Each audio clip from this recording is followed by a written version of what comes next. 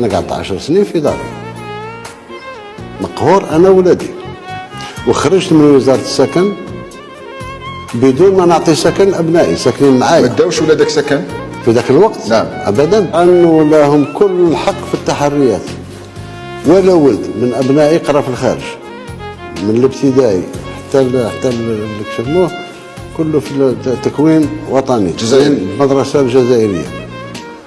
يوم ما خرجت في 2002 خرجت من وزاره السكن ولادي ما هم ساكنين، شراو سكنات مؤخرا بقرض من البنك، يمشوا للسي بي اي يلقوهم مقترضين كله ويرجعوا بالمرتبات تاعهم.